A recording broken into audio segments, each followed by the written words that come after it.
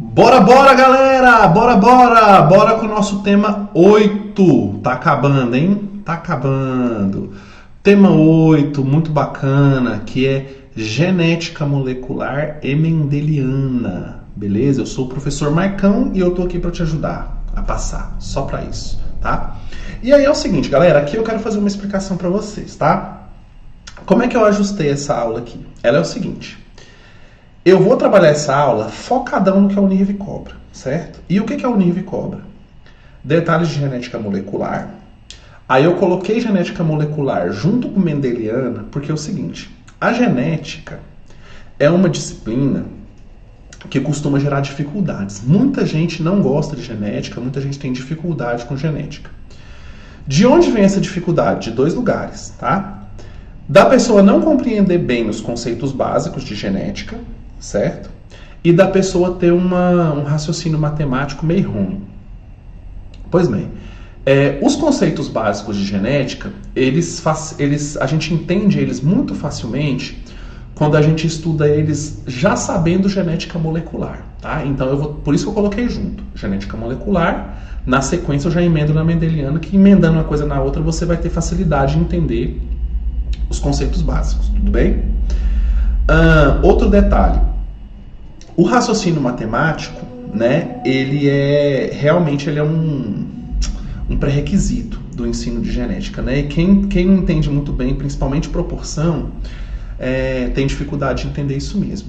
Eu ajustei essa aula aqui pensando naquele aluno que já está mais ou menos, né?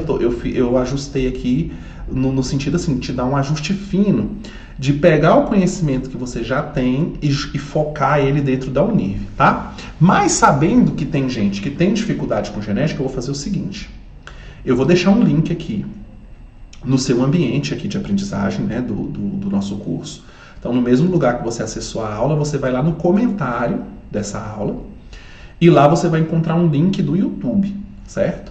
Se você tem dificuldade com genética, se você saiu da escola sem sacar genética direito, se você não entendeu bem genética na escola, você vai lá e você vai assistir essa aula. Elas são 2 horas e porrada, quase 3 horas de aula lá.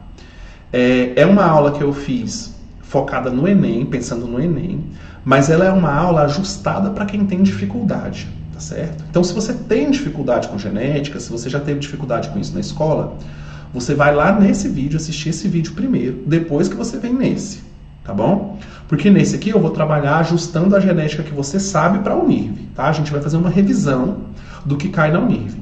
Por que é uma revisão? Porque a Unirv, a parte de genética, a Unirv não cobra muito profundamente, ela cobra o trivial mesmo, tá? Que é cálculo, continha, cruzamento, pô.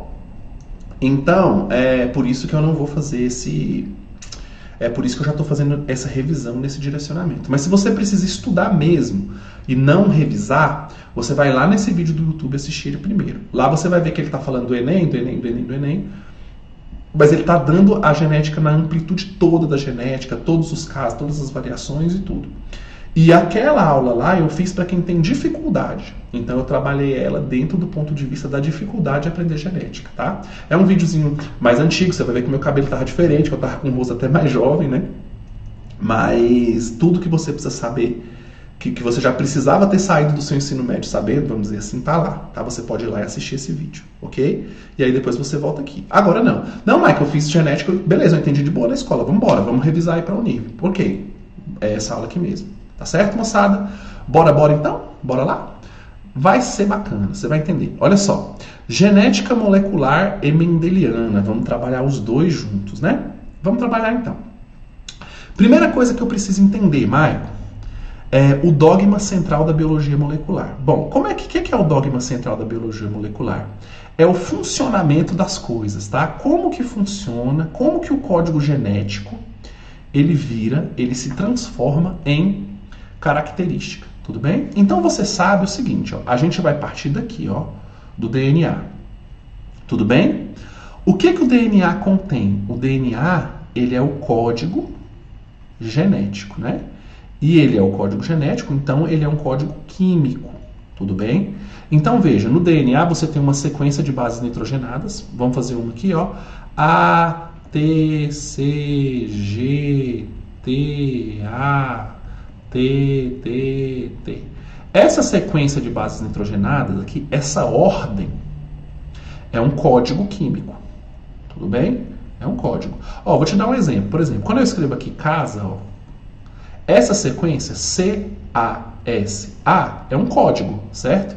Você associa isso aqui com uma imagem simbólica que você tem dentro da sua cabeça aí de uma casinha. Tudo bem? De uma casa. Beleza? Se eu trocar o A por O, aí já não é casa, aí já é caso. Se eu trocar o O por um E, aí já é case. Morou?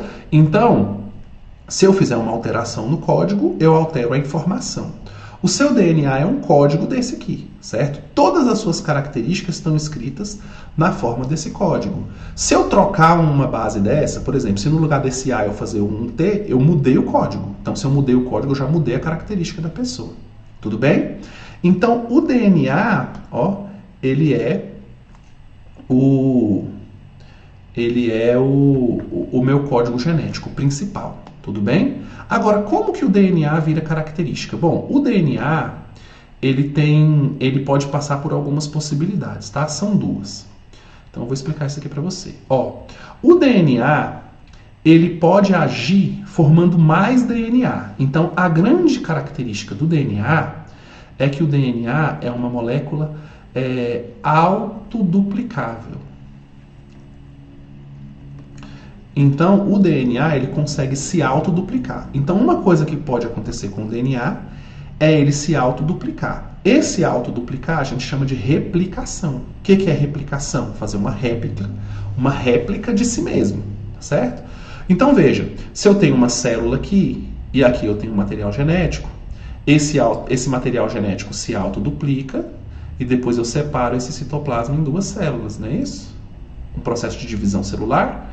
Então, aqui eu tenho uma informação genética, aqui eu tenho outra, certo? Então, aqui eu tenho aqui uma cópia do que eu tenho aqui. É um fenômeno de duplicação, tudo bem? Agora, esse DNA, ele pode ser transcrito. Quando ele é transcrito, ele orienta a formação de uma molécula de RNA. O RNA vai te dar um código assim, ó, A, U, C, G, U, porque você lembra que troca a timina pela uracila, né? Isso aqui é o DNA, o RNA. O que é o RNA? É a cópia de uma parte do código. Então, veja, eu tinha DNA aqui, certo? Aí eu pego um pedaço desse DNA e transcrevo ele. Aí ele vai virar uma molécula de RNA. É mais ou menos o seguinte, olha só, galera. Para você entender bem. Por exemplo, o meu pensamento é como se fosse o DNA, certo? Então eu penso assim, eu preciso de água. Isso é uma informação, um código, certo? Aí eu transcrevo esse código numa fala minha, certo? Então o código é o que está no meu pensamento, aí eu falo assim, para o meu filho, por exemplo, filho, busca um copo d'água lá para o pai. Esse filho busca um copo d'água lá para o pai, é a transcrição do meu pensamento na forma de um outro código, que é a minha fala, e o que o meu filho vai entender e me dar uma resposta. Então, eu tenho o DNA, que é o código principal, o RNA é uma cópia desse código, tudo bem? É uma transcrição desse código. Sacou o lance? Então, o DNA, ele é o código principal, e o RNA é uma mensagem do DNA. Beleza? Essa mensagem do DNA, ó, que é o RNA, ó, ele vai ser traduzido, certo? Vai ser traduzido. E a tradução vai resultar em uma proteína. Tudo bem? Formou a proteína vai interagir com o meu organismo e vai me dar uma característica. Então, por exemplo, ó galera, você tá vendo que o meu cabelo ele é anelado, certo? Cacheado, sei lá como é que fala isso. Você tá vendo isso, beleza. O meu cabelo é uma proteína, ele é uma característica, tudo bem? Essa característica ela tá escrita no meu DNA. Então, eu tenho o meu DNA que tá lá, o código para cabelo cacheado, beleza? Esse código é transcrito num RNA, e esse RNA, o código está no núcleo das minhas células, né? O RNA vai estar no citoplasma. Esse RNA vai ser, então transcreveu, virou RNA, né? Vamos dizer assim, interage lá com os meus ribossomos e é traduzido em uma proteína, certo? Essa proteína é um código, por exemplo, uma enzima, um sinal químico, um hormônio, que vai interagir lá na minha célula do cabelo, fazer uma outra síntese proteica que vai fazer o meu cabelo ser nesta configuração enrolada. Se eu trocasse esse código, por exemplo, se eu trocasse o código lá no DNA, eu alteraria o RNA. Alterando o RNA, eu alteraria a proteína e meu cabelo ia ser de outro jeito, ia ser liso, por exemplo. Sacaram o lance? Então isso aqui tem que ficar muito claro, qual que é o papel do DNA e do RNA. A rigor, você vai pensar assim, o DNA é o código principal, é o que está escrito sobre as características da pessoa. O RNA é a transcrição disso, ou seja, é uma mensagem desse código. Quando essa mensagem é codificada, ela é interpretada, eu chamo isso de tradução, vai virar uma proteína, e a proteína vai fazer surgir a característica. Amém, moçada? Agora, isso aqui tá fácil de entender. O que a gente precisa entender agora é como. Agora eu vou mostrar para você o como dessa parada, tá? Como que isso vai acontecer, ó? Eu vou explicar para você fazendo na mão, tá? Fazendo na mão. Aí você vai falar assim, Maicon do céu, não faz na mão não, pelo amor de Deus. A sua letra é feia, horrível, não vou entender nada. Calma, eu vou fazer na mão porque eu quero que você veja eu construindo o raciocínio. E aí você acompanhando essa construção, a tendência é você entender isso melhor, tá? Vamos embora, tá bom? Vamos embora lá. Fazendo na mão, ó, vamos fazer na mão. Vamos supor o seguinte, galera. Eu vou inventar um código aqui agora, tá? Ó, primeira coisa, eu vou fazer a replicação. Tudo bem? Replicação. Bacana? Primeiro eu vou fazer o mais simples possível e depois eu vou te mostrar o detalhamento. Tudo bem? Vamos lá para a minha replicação. Então você vai pensar comigo em um código qualquer, tá? Eu vou fazer aqui para você ver, ó. Eu tenho T, A, T de novo, C, G. Quantos eu tenho? Ó? 1, 2, 3, 4, 5, 6, 7. Vou fazer 9 para ficar fácil, tá? C, G. Vamos pôr um A aqui de novo. Ó, perdi a conta. 1, 2, 3, 4, 5, 6, 7, 8. E o 9 eu vou fazer outro Tzinho. Tudo bem? Beleza. Agora, você sabe que a fita do DNA ele é uma fita dupla, certo? Então, o T, ele pareia com o A, você sabe disso, que o pareamento é sempre T com A e C com G no DNA, não é isso? Então, com o A pareia o T, com o A pareia o T, com o T pareia A, com citosina pareia guanina, com citosina guanina de novo, com guanina citosina, com adenina timina e com timina adenina. Beleza, isso é o meu DNA, certo? O que vai acontecer, Maio?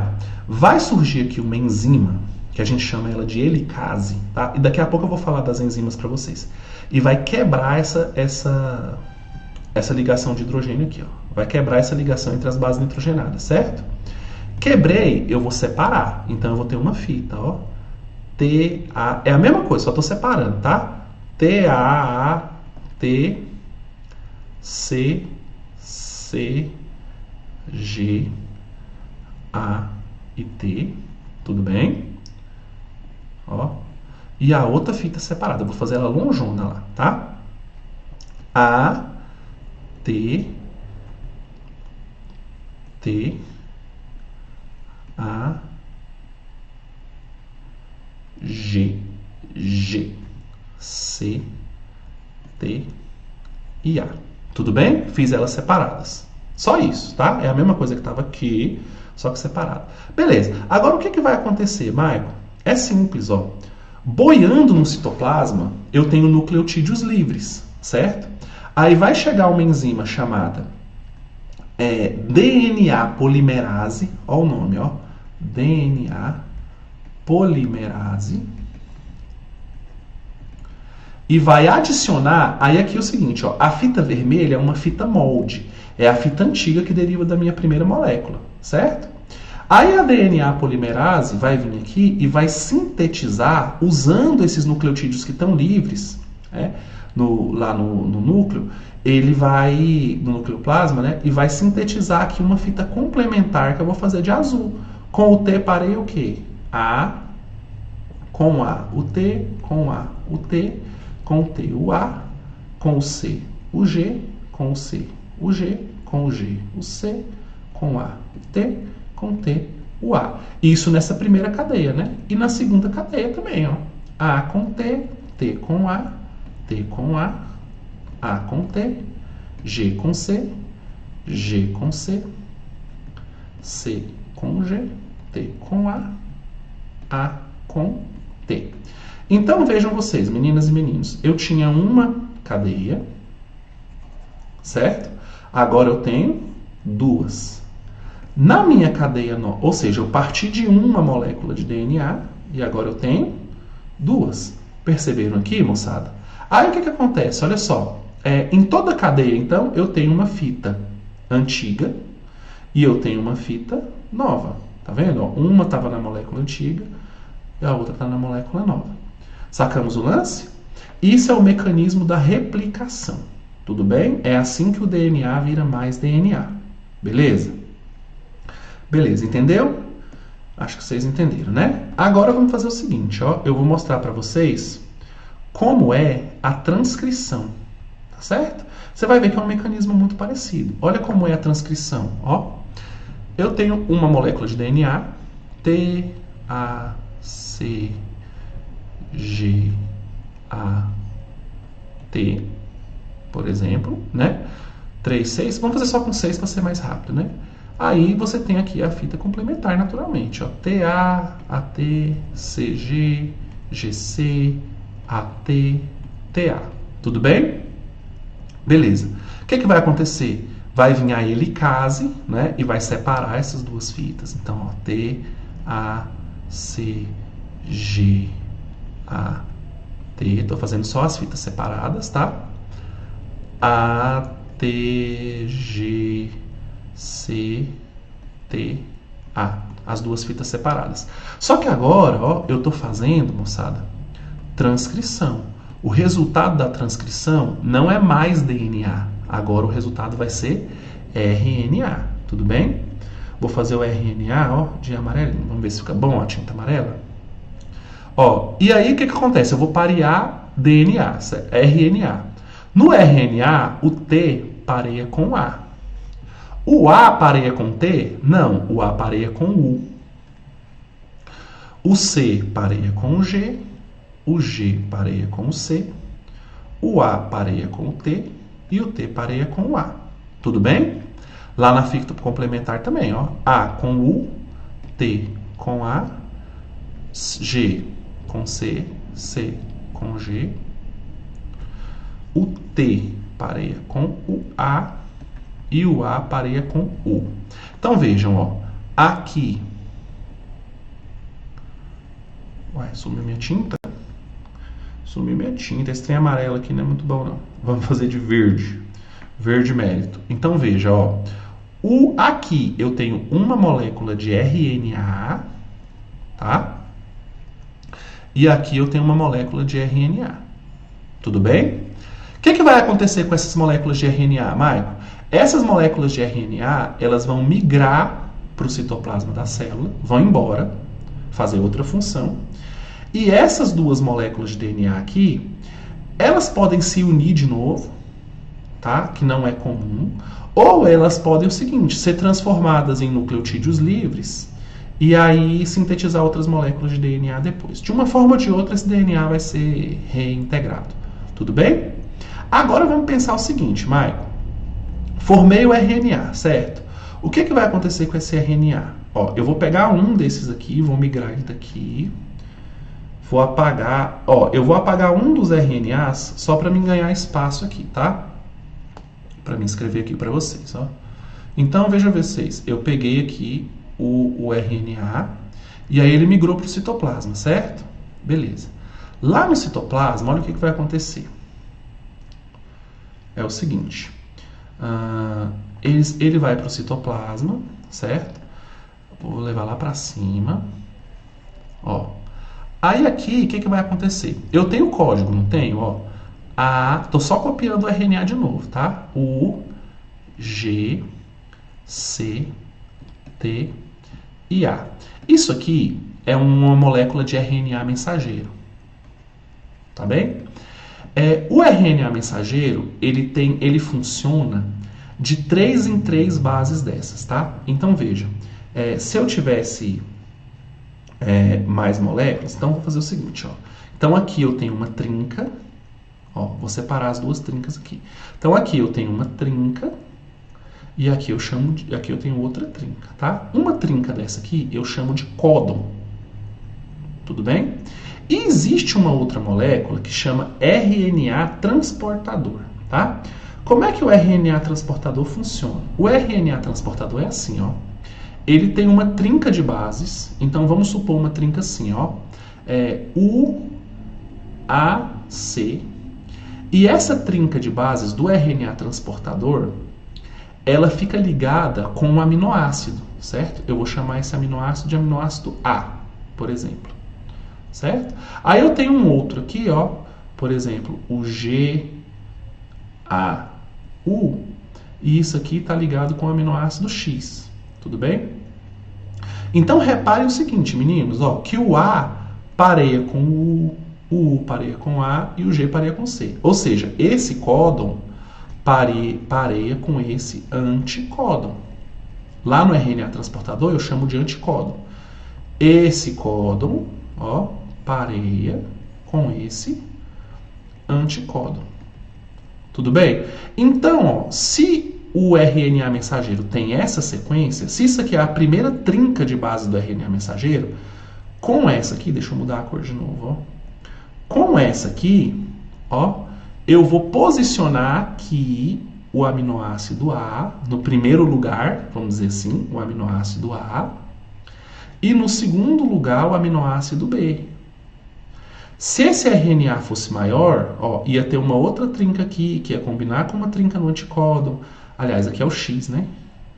Aí aqui ia posicionar em terceiro lugar o aminoácido Y, em quarto lugar o aminoácido Z, em quinto lugar o aminoácido D, e daí por diante. Então, o que eu ia ter aqui? Uma sequência de aminoácidos, ó. Qual sequência, Michael? A sequência A, X, Y, Z e D. Não é isso? O que é uma sequência de aminoácidos? Nada mais, nada menos do que uma proteína. Então, se eu trocasse o código do DNA, eu trocaria esse códon, aí em vez do aminoácido A, ia ser o aminoácido W, aí minha proteína já não ia ser A, Z, Y, Z, D, ia começar com W. Se eu mudei a proteína, eu já mudo a característica. Sacaram o lance, meninos? Então, assim, o que está acontecendo aqui, ó? Você teve um mecanismo de replicação que eu expliquei. Você faz a transcrição, faz a tradução, o resultado é uma proteína. E essa proteína vai interagir no organismo da pessoa. Bacana isso aqui, galera? Deu para entender a paradinha? Será que deu? Então, galera, olha só. Eu fiz aqui passo a passo. Ó, tô deitado demais na cadeira. Eu fiz isso aqui passo a passo para você ver como é que são esses mecanismos da forma mais simples possível, como é a replicação, como é a transcrição, como é a tradução, tá? Agora eu vou listar para vocês as enzimas, porque a Unirv cobra o mecanismo? Não. O que a Unirv cobra é a enzima tal faz o papel tal, a enzima tal faz o papel tal. E é isso que eu vou listar para você agora aqui e te explicar, tá certo? Que é realmente o ponto chave da nossa aula de genética molecular, tudo bem? Então aqui, ó, eu listei para vocês as enzimas, ó. O que a helicase faz? Ó, a helicase eu já mencionei para vocês, né? Ela abre a dupla hélice, separando dois filamentos de DNA e promove o avanço da forquilha de replicação. Forquilha de replicação é esse buraco que fez aqui na abertura da molécula, tá? Outra enzima, DNA girase. Para que ela serve? Para evitar a superhelicoidização, né? Regiões muito torcidas do DNA. Por quê? Porque se esse DNA torcer, a enzima não consegue atuar, né, a DNA polimerase, e aí você interromperia, vamos dizer assim, o processo de replicação, tá bom? Então, na replicação eu tenho a helicase, que abre a molécula, que quebra as pontes de hidrogênio, e eu tenho essa DNA girase que estabiliza, vamos dizer assim, o processo, tá? Aí eu tenho a primase, que adiciona temporariamente um pequeno trecho de RNA que a gente chama de primer. O primer é o sinal da iniciação, né, desse processo de replicação, que é identificando esse primer que a enzima vai saber que está na hora de trabalhar, que é a DNA polimerase, tá? O que a DNA polimerase faz? Ela adiciona nucleotídeos, tá? É o processo que eu acabei de te explicar no slide anterior, tá? Então, ó, alonga o novo filamento de DNA, ou seja, adiciona novas fitas, né? Claro, a partir do primer, adicionando nucleotídeo à extremidade 3' do mesmo, ou seja, o grupo hidroxila presente no carbono 3 da pentose e tal. Então, o que acontece, galera? O DNA, cada fita do DNA, você tem uma orientação, né? Que a gente identifica por 3', 5'. A síntese do DNA, ela sempre é do 3' para o 5', certo? Essa fita complementar aqui, você está vendo que ela é 5', 3'. Essa fita aqui também é transcrita, só que ela é transcrita de forma pedacinho por pedacinho, né? Então a gente sintetiza na fita invertida por fragmentos de Okazaki. Porque como a fita está invertida, né? Você tem que sintetizar pedacinho por pedacinho. Você torce ela pro... Ó, isso aqui é importante explicar, ó. A fita de DNA é dupla, certo? Uma é 3', 5', que é o sentido certo da síntese. A outra é 5', 3', que é como se fosse isso aqui, ó. Que é o sentido errado do funcionamento da enzima. O que a enzima faz? Ó? Nesse filamento que é invertido, ela pega um pedacinho, dobra para ficar no sentido certo e fazer a adição dos nucleotídeos, certo? Esse pedacinho que foi dobrado a gente chama de fragmento de Okazaki. Tudo bem? Então, na fita invertida, você faz a síntese de fragmento em fragmento de Okazaki. Tudo bem? Beleza. Então, o que vai acontecer? Vai rolando aqui a fita. Então, a DNA polimerase... Aí você tem diferença, DNA polimerase 3, DNA polimerase 1. Mas o que essas enzimas fazem aqui, basicamente, é adicionar nucleotídeo. Tudo bem? E aí você ainda tem a DNA ligase, né? Ó, os novos trechos de DNA adicionados antes e após a remoção dos primers permanecem separados e só são unidos pela DNA ligase. Então a DNA ligase, o próprio nome indica, ela liga mesmo, tá? Liga um trecho no outro, liga um nucleotídeo no outro. Tudo bem, galerinha? Ó, aqui o que você vai fazer? Você vai printar essa tabela, tá? E você vai ler isso aqui várias vezes, procurar memorizar. O nome da enzima te mostra a função dela, então não é tão difícil de lembrar, tá? Então aqui é uma oportunidade que a gente tem que aproveitar, tá bom? Quando eu estou falando da transcrição, que é a formação do RNA, o papel das enzimas é basicamente a mesma, tá? Então você tem a helicase fazendo a mesma coisa que ela fazia lá na replicação, certo? O que muda? Em vez de você adicionar DNA, você vai adicionar RNA agora, certo? Então, como é que chama a enzima? RNA polimerase. Então, o que a RNA polimerase faz? Adiciona, tá? Nucleotídeos, só que de RNA. Tem diferença do tipo 1 para o tipo 2 para o tipo 3, você dá uma lidinha aqui para você sacar, mas basicamente todo mundo faz essa adição de nucleotídeos. Tudo bem, galerinha? A helicase faz aqui na transcrição a mesma coisa que fazia lá, beleza? Na replicação, e a ligase também. Tudo bem? Tem uma enzima também que trabalha nos dois, que é a topoisomerase, que eu não pus aqui no slide, ó. A topoisomerase, ela trabalha na estabilização. Ela mantém a torção da fita de DNA assim, estável, beleza? Bora. Aí na tradução, que é aquele processo de formar aminoácidos, olha aqui, ó. Tá vendo a cadeia de aminoácidos sendo sintetizada aqui, ó, de acordo com os códons e os anticódons? Olha aqui, é exatamente isso, ó. Eu tenho um códon aqui, por exemplo, aqui eu tenho um anticódon, Se encaixar, eu vou posicionar esse aminoácido nesse lugar, esse nesse. E com isso eu vou sintetizando uma proteína assim, ó. Cada bolinha dessa aqui é um aminoácido, tá bom? Como que as enzimas trabalham, ó? A enzima aminoácido tRNA sintetase é a responsável por ligar cada aminoácido ao RNA transportador correto, garantindo a correspondência correta entre o aminoácido e o RNA transportador correto, tá? Aí você tem a peptidiltransferase, que é uma parte integrante do ribossomo e catalisa a formação de ligações peptídicas, né? Então trabalha fazendo ligação peptídica, ou seja, a ligação entre um aminoácido e outro, tá? Que unem aminoácidos adjacentes na cadeia polipeptídica em crescimento. Os fatores de liberação de proteínas são enzimas que se ligam ao ribossomo quando um códon de parada, aí na síntese você tem códons de parada, né, e códons de iniciação também,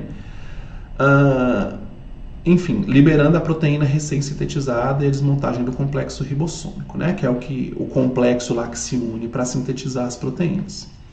Lembretes importantes, coisa que você já viu, existem no DNA exons e introns, tá? São termos utilizados na genética para descrever diferentes ligações de um gene, né? E aí o processo de splicing, que é o empalhamento, quer dizer, a união dos exons, né? E a remoção dos introns, para formar uma molécula de RNA maduro, quer dizer, para você sintetizar só o que interessa, tá? Beleza. Que informação que você já tem, né? Os exons são as regiões de um gene que contém a informação genética codificante. Eles são transcritos para o RNA precursor, né? Juntamente com os introns. Já os introns são as regiões não codificantes do gene, ou seja, não contém sequência de aminoácidos que será utilizada na proteína. No fim das contas, esses introns são removidos. Beleza? Aí está falando de novo o processo de splicing, né, que é a remoção desses introns e união dos exons para poder fazer um RNA funcional, né, e o splicing alternativo, né, que se refere às diferentes combinações de exons, né, que podem ser selecionados durante o processo de splicing, resultando na produção de múltiplos RNAs maduros, né, a partir do mesmo DNA, ou seja, a partir do mesmo gene. Isso significa que um único gene pode codificar várias variantes de uma proteína, tudo bem? Isso é importante. O splicing alternativo é uma das principais fontes de diversidade proteica, ou seja, é por isso que a gente consegue fazer tantas proteínas, né? E tem várias repercussões importantes. Beleza. A diversificação proteica é um resultado desse splicing, ok? E ainda existe um mecanismo de regulação da expressão gênica, tá? Às vezes um gene é inibido, às vezes um gene ele é estimulado, tá? Então, o splicing alternativo pode influenciar a quantidade relativa de diferentes isoformas de um RNA maduro produzidas por um gene. Isso pode afetar a regulação da expressão gênica, permitindo que os organismos ajustem a quantidade e o tipo de proteínas produzidas em diferentes tecidos, estágio de desenvolvimento ou resposta a estímulos ambientais, tá? E nesses mecanismos de splicing podem residir também patologias e doenças, né? Disfunções no processo de splicing alternativo têm sido associadas às várias doenças humanas, mutações em sequências regulatórias de splicing ou em componentes do spliceossomo, podem levar a alteração na seleção dos exons, resultando em doenças genéticas ou predisposição a certas condições, como câncer, distrofia muscular, doença neurodegenerativa, entre outras. Beleza? Bom, aí agora nós vamos entrar em genética mendeliana, tá, galera? Então vejam, o que nós tínhamos que trabalhar, isso aqui é uma revisão básica, tá, da genética molecular. Aqui nós vamos entrar agora já na genética mendeliana. Eu vou listar para vocês os conceitos básicos da genética, tá? Depois eu vou fazer uma demonstração de primeira lei de Mendel, vou fazer uma demonstração de probabilidade relacionado com a genética mendeliana e vou comentar com vocês sobre tipo sanguíneo, sistema ABO, vamos falar também de de fator RH, de sistema MN, que são as coisinhas que a Unirv costuma cobrar. Amém? Vamos trabalhar então? Vamos trabalhar daquele modelão. Isso aqui vai ser lindo, viu, gente? Vai ser lindo. Vamos embora. Ó, genética mendeliana, conceitos básicos. Você sabe o que é um gene?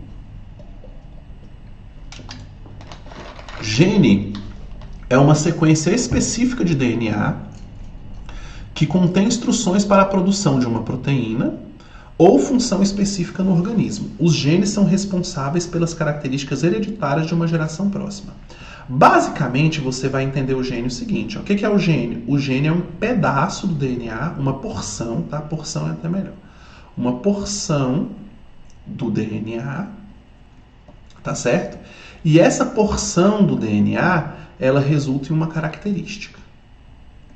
Ok? Então, um pedaço do DNA que represente uma característica é o que eu chamo de gene. Tudo bem? Aí eu tenho o alelo, tá? Alelos são as diferentes versões de um gene. Então, eu tenho a versão A de um gene, a versão B de um gene. As diferentes versões desse gene eu chamo de alelo. Tudo bem? Quando os genes se organizam, cada indivíduo tem dois alelos, tem dois alelos trabalhando de cada vez. Tá bom? Agora eu vou mostrar isso para vocês melhor.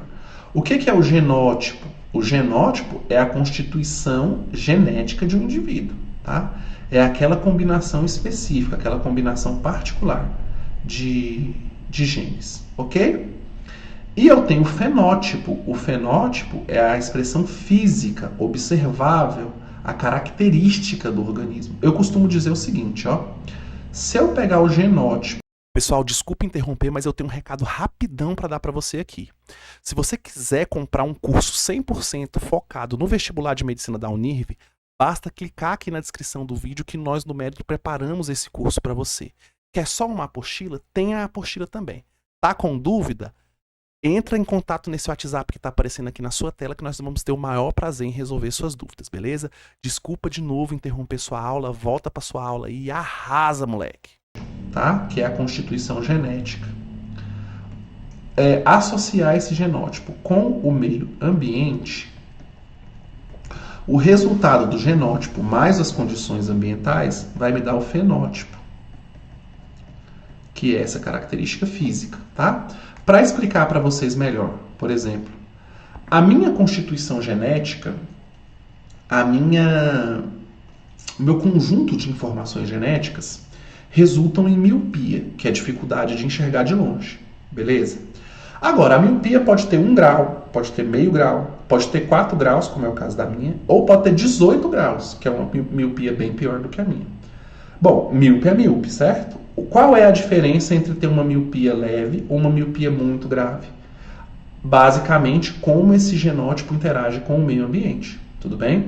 Então, a intensidade da minha miopia dependeu de como o meu genótipo interage com o meio ambiente. A minha constituição genética aponta para uma pele branca, levemente pigmentada, né? Eu sou uma pessoa castanha, sei lá, amarela, não sei direito qual é a minha cor, não. Mas, enfim, se eu pegar sol e eu estimular as minhas células aqui a produzir melanina e tudo mais, eu vou ficar mais escuro do que eu estou aqui para vocês, né? Se você olhar uma parte da minha pele que geralmente fica tampada por roupa, você vai ver que é mais branca do que o meu corpo. Ou seja, a minha constituição genética interage com o meio ambiente e vai mostrar um fenótipo. Bom, algum dia na minha vida eu vou ter a pele escura, a pele preta mesmo, assim? Óbvio que não, né? Mas eu posso ficar mais escuro do que eu tô, mais claro, né?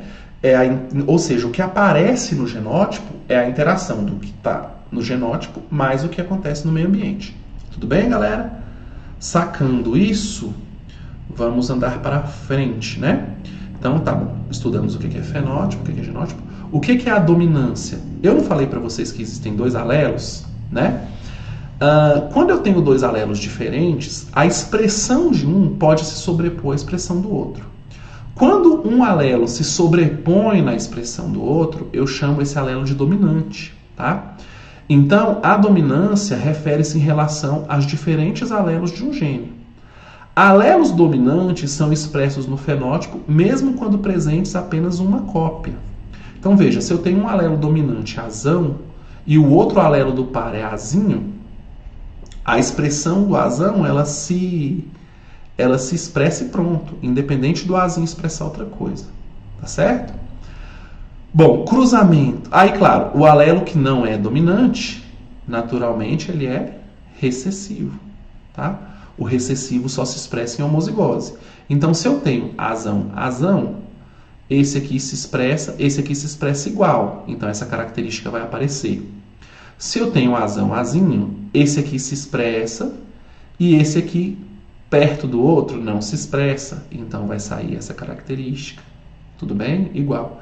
Agora, se for azinho, por exemplo, esse tem expressão recessiva, o outro também é recessivo, a expressão deles é para ser igual, a minha característica vai ficar assim. Ó. Por exemplo.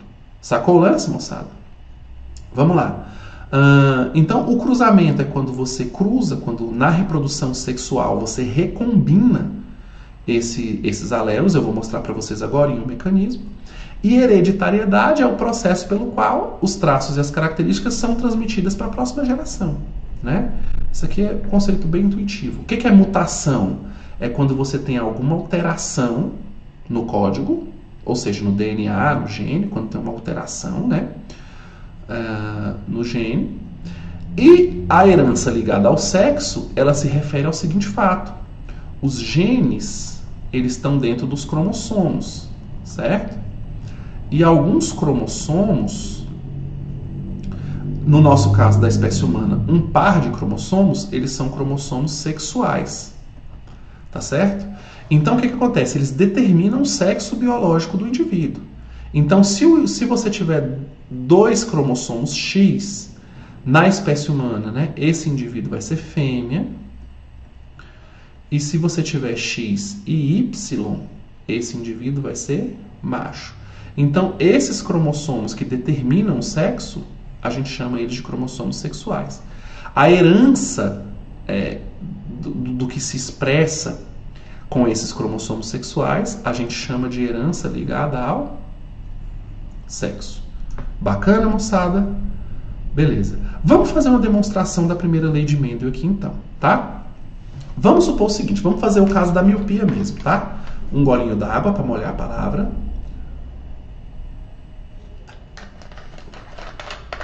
Olhem só. Imaginem vocês o caso da miopia, tá? Bom, a miopia é uma dificuldade de enxergar longe. Tudo bem? As imagens que estiverem longe da pessoa. Tá bom. Aí você tem na miopia uma parte do olho, uma lente no olho chamada de retículo cristalino. Esse cristalino, eu vou chamar assim, ó. Ele pode ser normal ou ele pode ser alterado. Tá bom? O cristalino normal, ele é expresso por um alelo, que no caso ele é dominante. Eu vou representar ele por azão. Tudo bem? O alelo alterado, ele é representado por azinho, porque o fenótipo do cristalino alterado é condicionado por um gene, por um alelo de natureza recessiva. Tudo bem, moçada? Tá bom. O que isso aqui vai significar? Todos nós temos no nosso cromossomo, como nós temos pares de cromossomos, né? Nós temos sempre 2 alelos de cada vez. Então veja, ó, se na minha composição genética, tá? Se no meu genótipo eu tiver azão e azão, o que vai acontecer? O primeiro azão, ele expressa o cristalino normal. O segundo azão também expressa o cristalino normal. Como é que a pessoa vai ser? Normal. Certo? O alelo azinho condiciona a visão míope, né? Quer dizer, o cristalino alterado. O segundo azinho, que são sempre 2, também expressam cristalino alterado. Então, esse indivíduo aqui vai ser míope. Ele vai ter a doença, no caso, né? Por assim dizer. Agora, se o cara for azinho, né? Aí, esse aqui expressa normal e esse aqui expressa doente. Ora, então aqui eu tenho um conflito, Michael. O cara então vai enxergar mais ou menos? Não, ele vai enxergar normal. Por quê? O alelo que condiciona a visão normal, ele é dominante. Então ele domina completamente a expressão do recessivo. Então, esse aqui é tão normal quanto esse. Todo mundo aqui enxerga o mesmo tanto. Tudo bem?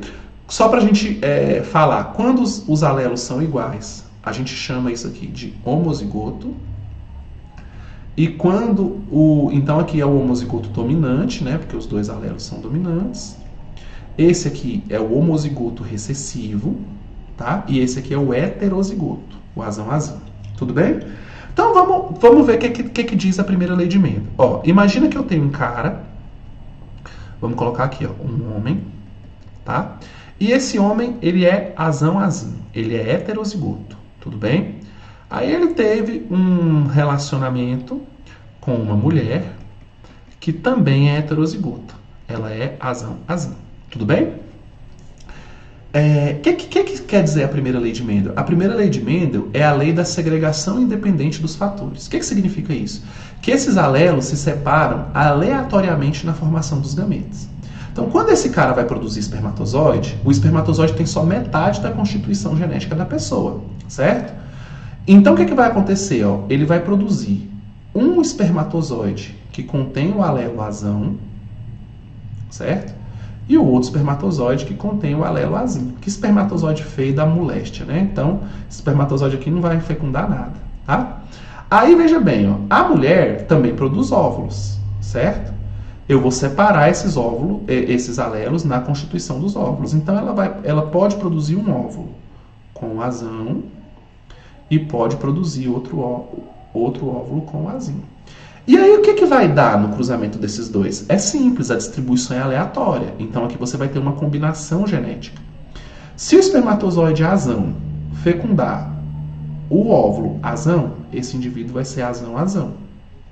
Ele vai ser homozigoto dominante, logo a visão dele vai ser normal. Se esse mesmo azão aqui, se ele fecundar o azinho, ó, aqui eu vou ter um indivíduo azão-azinho. Um indivíduo heterozigoto, esse aqui também de visão normal. Se o azinho, ó, fecundar o azão, aí eu vou ter azão-azinho. Mas não é azinho-azão? Não, porque a gente sempre coloca o dominante na frente, tá? Então vai ser um azão-azinho. Esse cara aqui, ele também vai ter visão normal, né? Você já viu por quê.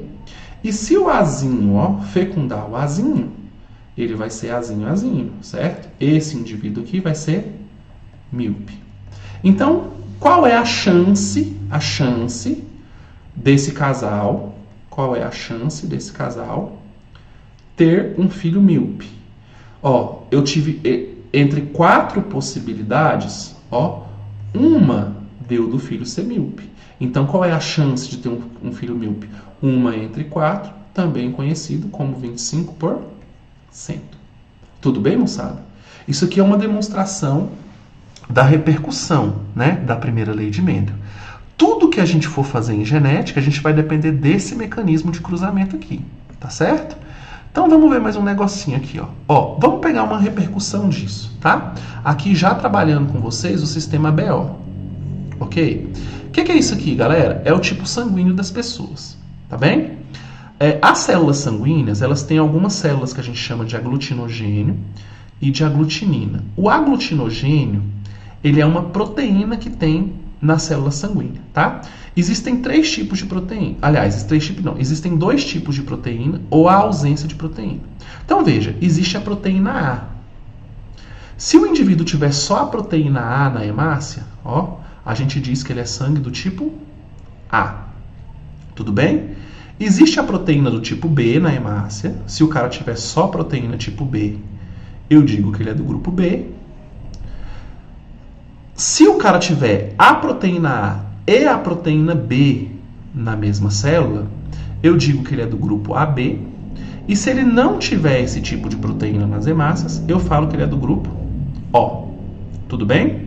Agora, olha só. O cara que tem a proteína tipo A e não tem a proteína tipo B, caso ele interaja com a proteína B, ele não vai reconhecer essa proteína B como uma parte do corpo dele.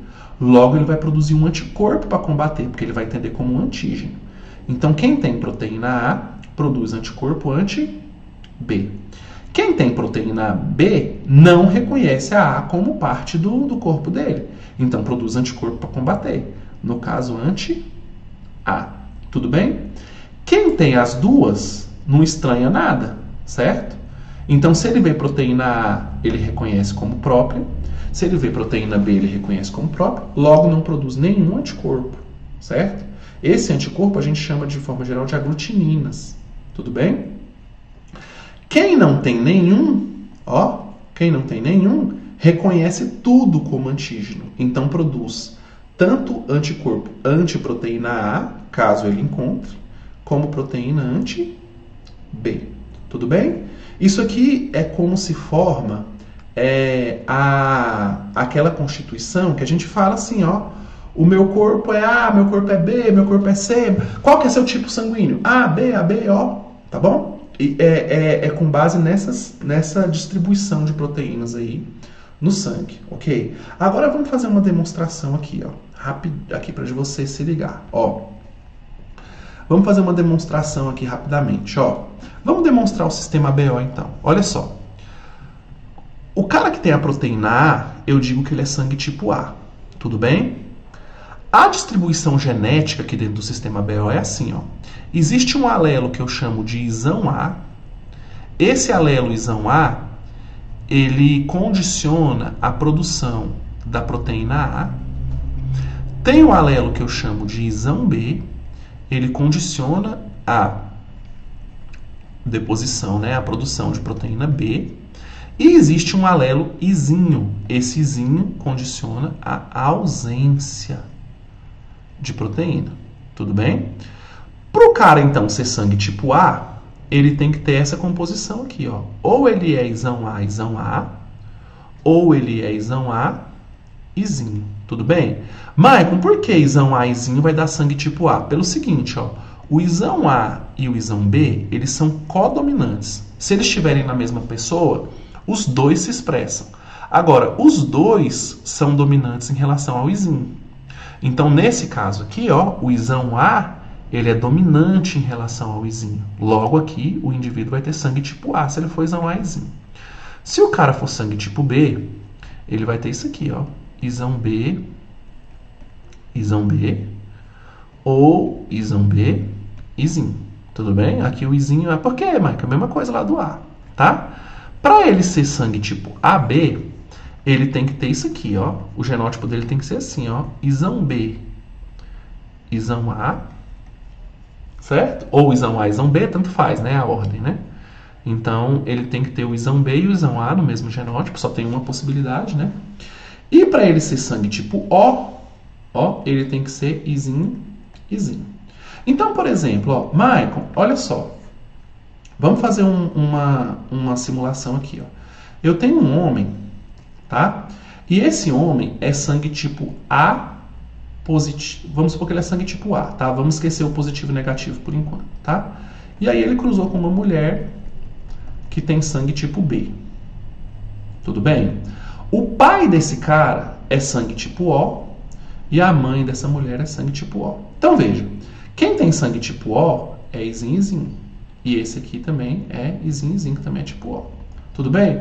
Se o homem tem sangue tipo A, eu sei que ele é ou isão A, ou isão A, izinho. Estão vendo? Só que como o pai dele, eu sei que ele é izinho, esse cara tem que ter herdado um alelo do pai, concorda?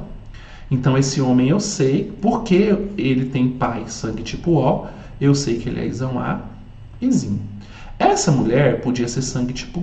Ela podia ser isão B, aqui, ó. Ou isão B, izinho.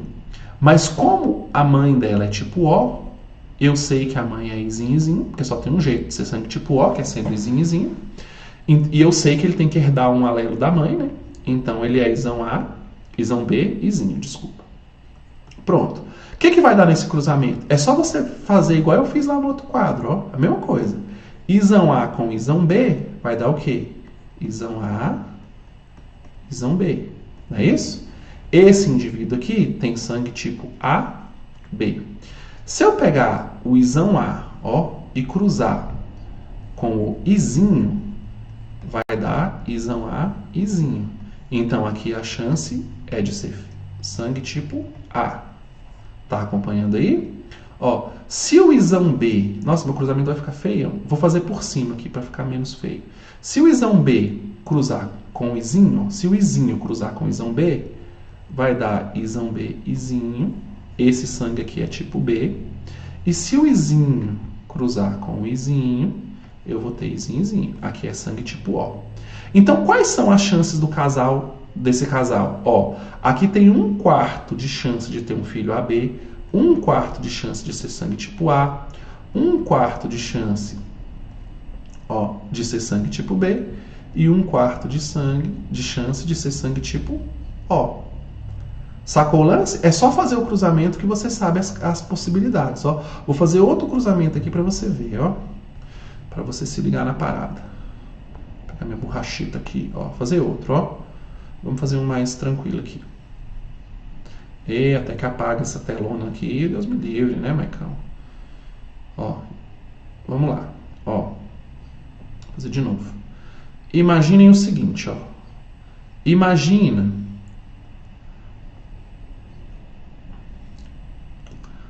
Vamos lá, pegar minha caneta. Canetinha.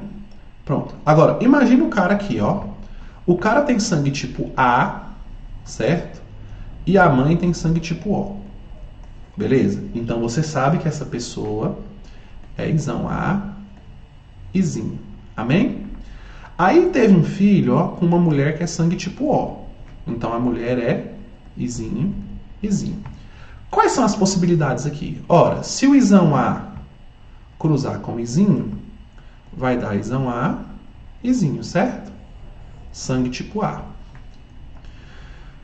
Se o Izão A cruzar com outro Izinho, vai dar Izão A, Izinho, sangue tipo A de novo.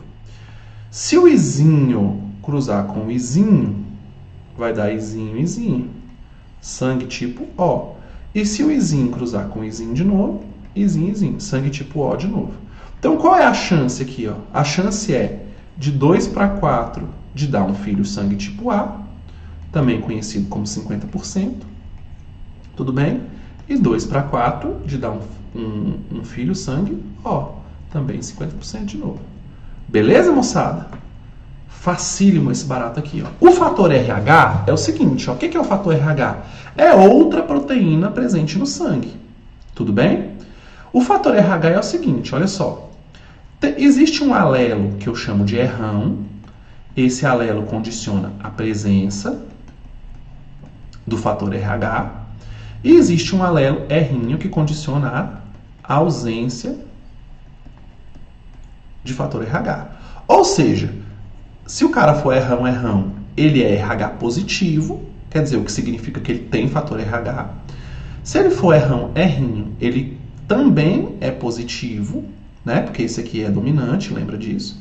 Se ele for errinho, ele é RH negativo, ou seja, ocorre nele a ausência de fator RH. Beleza?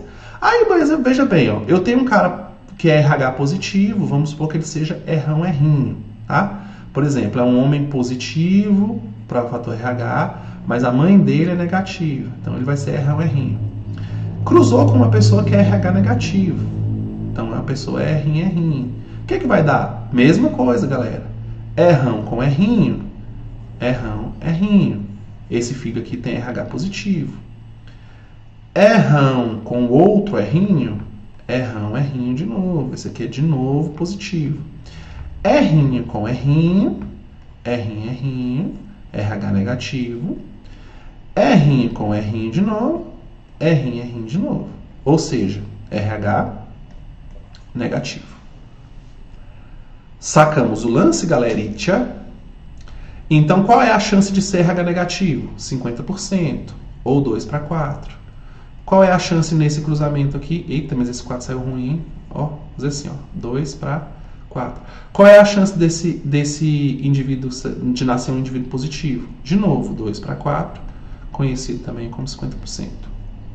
Morou, moçada? Fator RH, então, está demonstrado. Agora, nós vamos ter que fazer o seguinte, olha só. Antes disso aqui, eu vou apagar aqui para a gente fazer uma... Eita ferro! Ah, tá. Ixi, mas vocês viram a bobagem que eu fiz aqui, gente? Deus é mais. Ó, vou apagar tudo no slide de novo. Ó, tem um outro detalhe aqui que eu preciso comentar com vocês, tá? Que é a doença hemolítica do recém-nascido. Vamos tentar fazer uma representação aqui decente, ó. Como é que funciona a doença hemolítica do recém-nascido? É o seguinte, ó. Imagina uma mulher, certo? Eu vou fazer uma mulher de palitinho aqui para ser bem rapidinho, tá? Essa mulher, ela é RH negativo, tudo bem? E aí ela engravidou, certo? Agora você imagina que o filho, ó, filhinho aqui bonitinho, ó, e ele é RH positivo, tudo bem? Esse menino tá aqui dentro e é o seguinte, olha só. Se o fator RH interagir no corpo dessa mulher, como ela não tem fator RH, caso ela interaja com essa proteína do fator RH, ela vai produzir anticorpos, certo? E esse anticorpo pode destruir as células, as hemácias do menininho, do qual ela está grávida. Só que é o seguinte, existe uma barreira placentária aqui que não permite o contato do sangue do feto com o sangue da mãe. Então, essa interação aqui não vai dar nada, tudo bem? Mas tudo bem, mas na ocasião do parto aqui, arrebenta cordão umbilical, arrebenta... aqui é a primeira gestação dela, né? Arrebenta cordão umbilical, arrebenta um monte de coisa e tal, e acaba misturando o sangue materno com o sangue da mãe. A mãe interage com o fator RH, produz anticorpos, ó, tô desenhando os anticorpos nela aqui, mas não vai dar nada porque o neném já tá fora do corpo dela, beleza? Aí quando chega na segunda gestação, ó, na segunda gestação dela, o que vai acontecer? A mãe tá aqui, não é isso? Ela continua sendo RH negativa. Tá certo? Continua sendo RH negativa. E ela engravidou de novo de um bebezinho RH positivo. Tudo bem? Agora, o que vai acontecer, moçada? O corpo dela não está cheio de anticorpo? O sangue da mãe não mistura com o sangue do bebê por causa da placenta, mas o anticorpo atravessa a placenta. Então o anticorpo vai vir aqui e vai destruir as hemácias do menino. E esse menino vai nascer com uma anemia profunda, tá? O nome dessa anemia é doença, ó, hemolítica do recém-nascido. Aí tem dois nomes feios, né? Ou eritroblastose fetal. Tá certo? A eritroblastose fetal ou doença hemolítica do recém-nascido. Quando ela acontece, sempre no segundo filho positivo de mãe negativa. Beleza? Sempre que a mãe for negativa e tiver o segundo filho positivo, ela vai ser afetada, tudo bem? O neném vai ser afetado com essa doença, beleza? Agora, moçada, nós vamos passar para uma etapa que é o seguinte, eu vou fazer uma demonstração para vocês da resolução de um exercício, né? Que envolve o que a gente costuma chamar de segunda lei de Mendel, tá? Mas eu vou ensinar para você a resolver isso rápido, porque a prova da Univ também tem esse problema de barreira de tempo. A segunda lei de Mendel você faz com uma tabelinha, um quadrado de Punnett, que eu não vou demonstrar aqui pra gente não perder tempo. Nossa aula já tem 1h03, já vai ser outra aula enorme de novo. Falei que ia ser menor e não vai, né? Mas o que vai acontecer, galera? Eu vou demonstrar como é que você faz com probabilidade, porque aí você já resolve seus problemas, tanto quanto for segunda lei de Mendel, quanto a questão for de probabilidade mesmo, tá? Então a gente mata 2 coelhos numa paulada só, beleza? Vamos embora, ó. Vamos trabalhar aqui então o seguinte, olha só.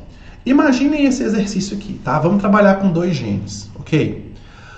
Um casal formado por um homem de sangue B positivo e uma mulher de sangue A positivo. Então veja, ó, o homem, ele é sangue B positivo, tá? E ele vai cruzar com uma mulher que tem sangue, ó, um homem de sangue B positivo e uma mulher de sangue A positivo, tá? A positivo. Ambos duplamente heterozigotos. Tem qual a probabilidade de ter um filho O negativo? Então vamos ver, ó. Para ser sangue tipo B, ele podia ser isão A, isão B. Desculpa, ele podia ser isão B, ou isão Bzinho, certo? Mas nota que o exercício falou que todos os dois são duplamente heterozigotos. Ou seja, ele é heterozigoto em 2 genes. Tudo bem? Então, para ser sangue tipo B, ele é isão B, izinho. Amém? O positivo dele podia ser errão ou errinho. Mas não falou que ele é duplamente heterozigoto? Então, ele é errinho. Essa é a constituição do cara, certo? Agora vamos pegar o seguinte, ó. A mulher, ó, ela é A, então ela é isão A, izinho, porque o exercício falou que ela é duplamente heterozigota, né? Tá vendo aí? Ambos são duplamente heterozigotos. O positivo também podia ser errão, errinho. No entanto, eu sei que é errinho porque o exercício falou que é duplamente heterozigoto. E aí eu tenho que fazer esse cruzamento aqui. Ó. E agora, o que eu faço, Maicon? Você vai fazer o seguinte, olha só. Como é que eu cruzo 2 genes de uma vez? Você podia fazer o quadrado de Punnett lá se você quisesse, tá? Mas eu vou te ensinar já a probabilidade, ó. Qual que é o rolê, meninos? A gente vai fazer o seguinte, ó. Eu tenho um gene trabalhando no sistema BO, tanto no homem e na mulher, né? Que vai determinar se é A, se é AB, se é AB, se é O. E eu tenho outro gene, ó. Eu tenho outro gene. Deixa eu mudar a cor aqui. Eu tenho outro gene, certo? Trabalhando no fator RH, que é esse positivo ou negativo aí. O que eu vou fazer? Eu vou cruzar gene com gene. Então, veja bem, ó. Vamos cruzar o gene do sistema BO. Então, ele é isão B, izinho, cruzando com isão A, izinho, né? Cruza ele e esquece o resto. Então, isão B com isão A vai dar isão A, isão B, certo? Ou seja, aqui vai sair um menino AB, não é isso? Isão B com izinho vai dar isão B, izinho. Aqui vai dar um indivíduo sangue tipo B. Izinho com isão A vai dar isão A, izinho. Aqui vai dar um indivíduo sangue tipo A. Izinho com izinho vai dar izinho, izinho. E aqui vai dar um indivíduo sangue tipo O. Tudo bem? O que ele quer? Ele quer um filho de sangue tipo O. Não é isso? Ó, ele quer um filho de sangue tipo O negativo. Qual é a chance de nascer um menino tipo O? Aqui deu 1/4. Não é isso? 1/4 de chance de ser filho de sangue O. Tudo bem? Agora vamos cruzar o fator RH. Ó. Vamos dividir aqui meu raciocínio, né? Minha tela. E vamos fazer o cruzamento do fator RH. Tá? Eu estou cruzando errinho com errinho. Não estou? Errão com errão vai dar errão. Aqui eu tenho um filho positivo. Não é isso? Errão com errinho vai dar errinho. Aqui eu tenho outro filho positivo. Errinho com errão vai dar errinho. Outro filho positivo. E errinho com errinho vai dar errinho. Outro filho, agora sim um filho negativo. Eu não quero um filho O negativo. A chance de ser negativo lá é 1/4 de novo, certo? Então, ó, eu tenho 1/4 de chance de ser O e 1/4 de chance de ser negativo. Sacou o lance?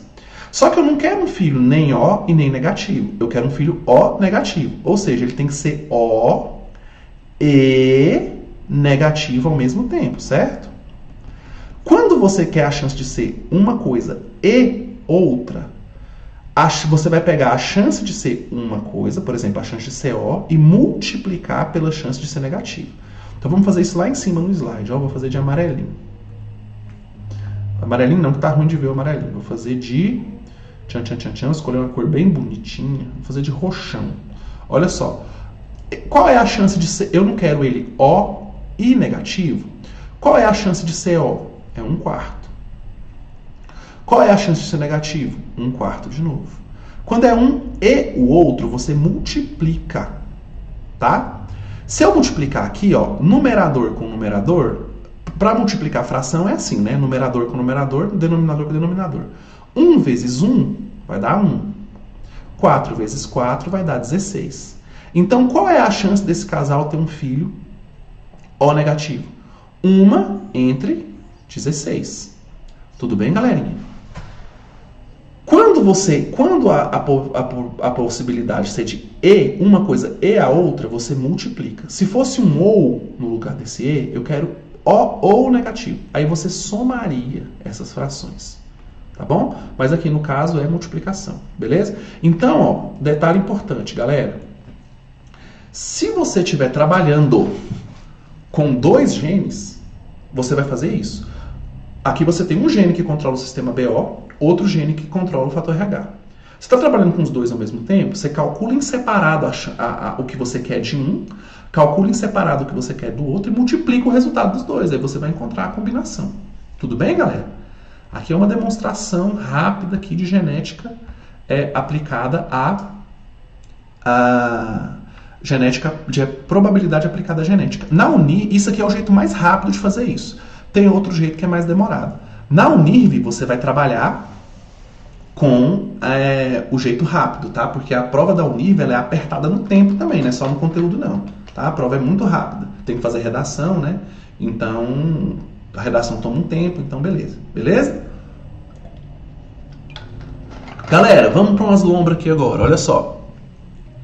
Em termos de tipo sanguíneo, também tem um sistema MN, tá? Como é que funciona isso? Existe o tipo sanguíneo M, o tipo N e o tipo MN. Tá?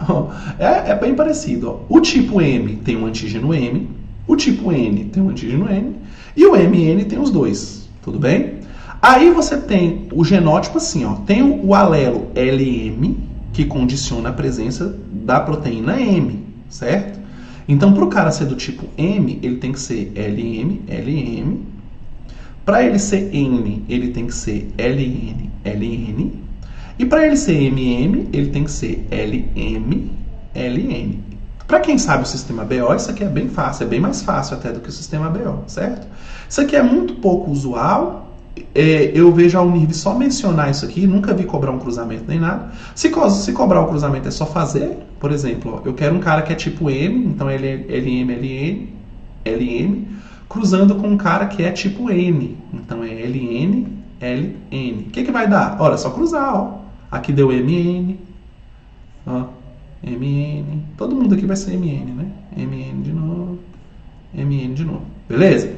É só fazer o cruzamento, não tem dificuldade nisso aqui. Eu tô mencionando porque, né, vai que se cobra. Aí você tem herança sexual também. Olha só. Lembra que eu falei dos cromossomos sexuais? Então o que rola? Ó, existe constituição de homem e existe constituição de mulher, certo? Cromossômica, né? O homem, ele tem um cromossomo X e um cromossomo Y.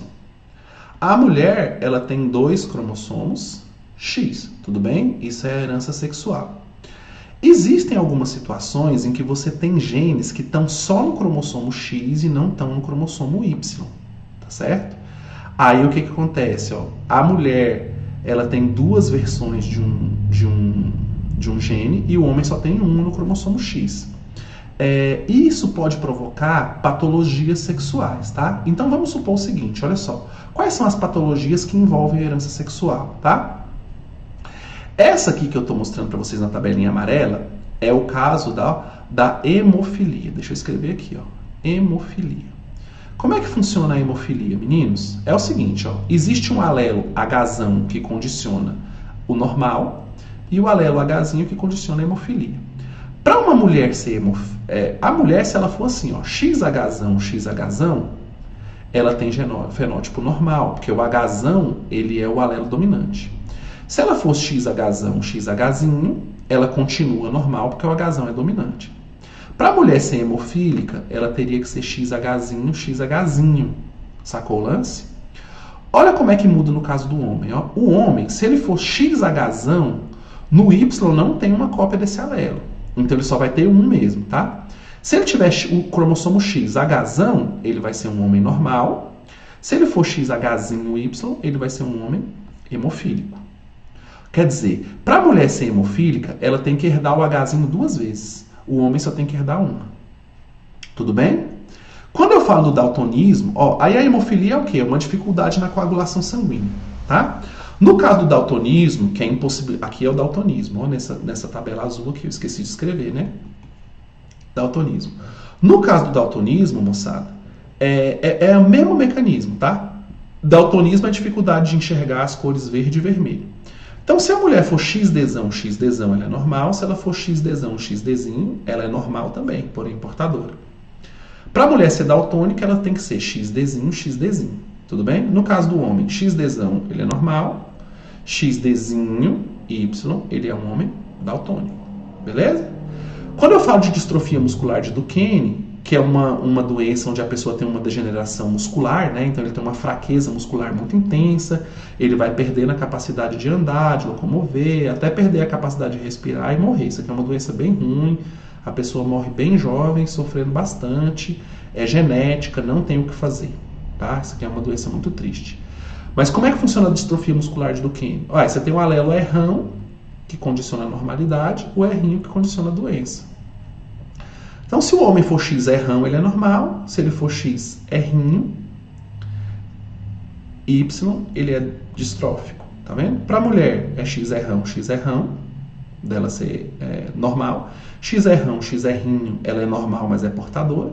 Tá? E se ela for X errinho, ela teria distrofia. No entanto, galera, tá vendo que ele até marcou com asterisco aqui nessa imagem, ó?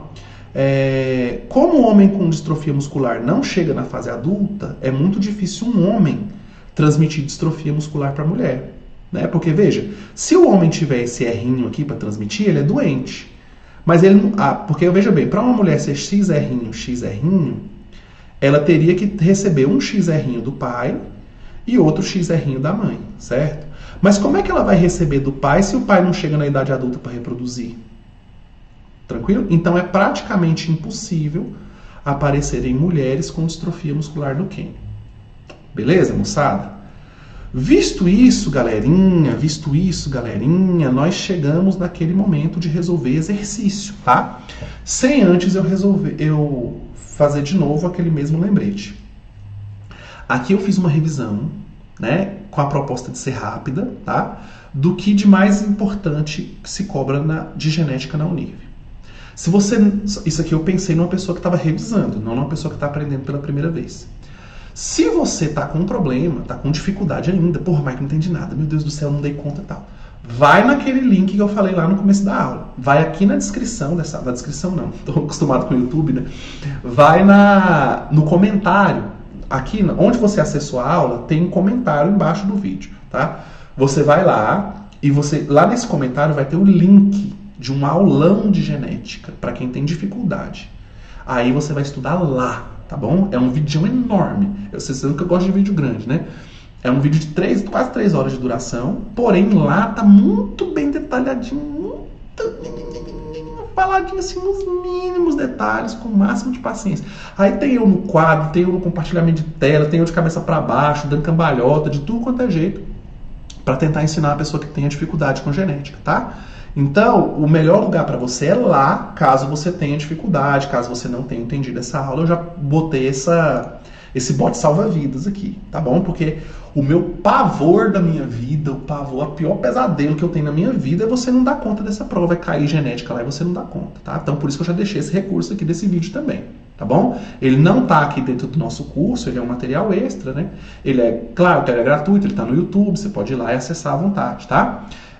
Então você pode ir lá no YouTube e acessar ele, tá bom? É um canal que eu tenho no YouTube, que não tem nenhuma pretensão comercial nem nada. Eu postei isso lá, esse material lá numa época da pandemia, que eu estava ajudando alguns meninos a passar no Enem, vi essa deficiência, gravei esse vídeo e pus no YouTube para quem quisesse, tá? Então o link tá aqui, você pode clicar e assistir lá, tá bom? Que lá tá a nata, tudo que eu consigo, que eu posso fazer para ensinar uma pessoa que tem dificuldade, ok? Vamos para o exercício aqui, galera, para a gente finalizar a nossa aulitia, Que maravilha, a gente chegou lá, hein, galera? A gente vai... Esse é o nosso antepenúltimo tema, né? Depois é biotecnologia, que é bem rapidãozão mesmo, tá? E depois a gente já vai trabalhar no nosso último tópico, no nosso último tema, que vai ser embriologia, beleza? Muito bom. Vamos fazer esses exercícios aqui então, galerinha? Vamos lá? Deixa eu me posicionar bem direitinho aqui, tá? Vamos lá. Somente em 1907, Ruben Ottenberg realizou a primeira transfusão sanguínea antecedida de exame de compatibilidade do sistema ABO, tá? Mas esse procedimento só passou a ser empregado amplamente a partir da Primeira Guerra Mundial, em 1914, 1918, sobre os sistemas sanguíneos. Assinale V para verdadeiro e falso, tá? Para os grupos sanguíneos do sistema ABO, existem 3 alelos comuns da população humana, tá?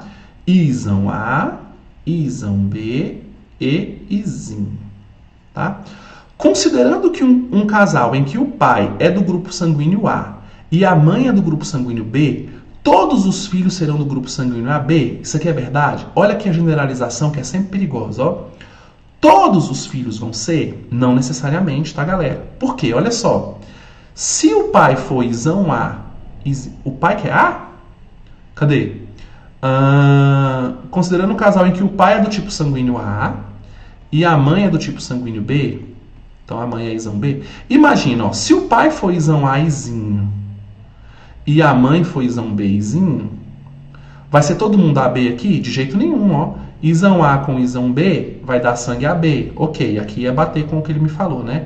Mas olha só, o Isão A com Izinho daria A, o Izinho com Isão B daria B, e o Izinho com Izinho daria O. Então, é verdade que todos os filhos serão do grupo sanguíneo AB? Não, de jeito nenhum. Se o exercício me... Então, aqui está falso, né? Se o exercício me falasse que eles são homozigotos, seria verdade. Se o exercício me desse esse indicador, ó, eles são homozigotos, aí ia dar. Porque, olha só, Isão A com Isão B, ó, de todo jeito que você cruzasse aqui, ia dar AB, não é isso? Mas não é o caso aqui, tá? Então, ele não me falou que é homozigoto, então eu tenho que considerar que possa ser heterozigoto também. Então, não é verdade, eu não posso garantir que todos serão do grupo sanguíneo AB, tudo bem? Vamos para a letra B. Atualmente, o conjunto de 3 sistemas sanguíneos, ABO, MN e RH, é utilizado na medicina legal para excluir a possibilidade de paternidade, podendo substituir o exame de DNA. Olha só, galera. Por exemplo, ó, vamos supor o seguinte, ó. Eu tô com um casal que os dois são do tipo O, tá? Izinho com Izinho. Quando eu cruzar aqui, vai dar 100% Izinho, certo? O que significa que uma mulher do tipo A, do tipo O, com um homem com o tipo O, tem que nascer todos os filhos do tipo O. Tudo bem? Essa situação aqui, ó, eu podia usar tipo sanguíneo para excluir uma paternidade? Poderia. Porque, veja, se nesse casal aqui nascesse uma criança B, tem jeito? Não tem. Então ia ter alguma coisa errada. Ou seja, eu posso usar esse tipo de teste aqui, em alguns casos, para excluir a paternidade. Agora, eu posso usar para confirmar? Não posso. Porque para confirmar é outro BO, né? Porque veja bem, se essa mulher tivesse tido um relacionamento com outro cara, o fato do filho ser O confirma? Não confirma nada. Então isso aqui pode ser usado para substituir o exame de DNA de jeito nenhum. Até dá para excluir uma paternidade, mas jamais para confirmar. Então aqui é a letra F de novo, tá? Vamos lá. A eritroblastose fetal ou doença hemolítica do recém-nascido é causada pela incompatibilidade sanguínea entre mãe e o feto relacionada ao fator RH. Essa doença pode acontecer quando a mãe é RH negativo e o filho é RH positivo? Sim, é isso mesmo, tá? Ela pode, olha, ele colocou na condicionante, pode acontecer. Então é verdade, pode mesmo, tá? Sempre só vai acontecer quando a mãe é negativa e ela tem um segundo filho. Aqui tem que ser o segundo filho, tá? Para ser doente. Por isso que pode acontecer e não vai, né? Porque se fosse vai, ele estaria garantido. Aí estaria errado. Porque e se for o primeiro filho? Não é isso? Vamos lá, ó.